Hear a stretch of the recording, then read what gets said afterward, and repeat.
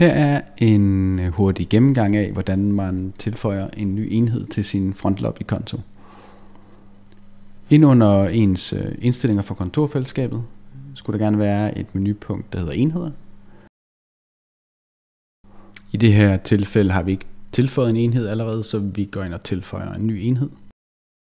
På den side, der kommer frem, der fortæller den, at man skal gå over på den enhed, man gerne vil tilkøbe, og gå ind på kiosk.frontlobby.dk/connect.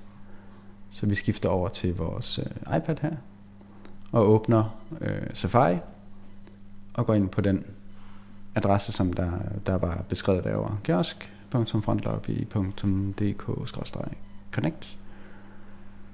Og det jeg vil anbefale, at man gør her, det er, at man går ind og tilføjer den her side til ens hjemmeskærm, fordi det giver et ikon på hjemmeskærmen, som man bare kan trykke på for at starte receptionsmodulet.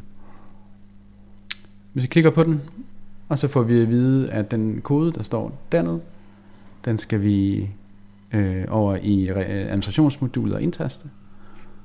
Ja, og trykke gem.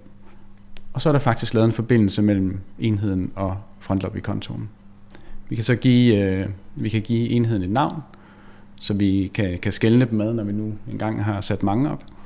Og vi kan vælge, hvad den vil vise. Vi vil gerne have den til at vise receptionscheck-inden, så den vælger vi. Og så trykker vi gem igen. Og så skifter vores iPad over til at vise receptionen. Og fra nu af skulle det bare køre, når du starter ikonet på din hjemmeskærm.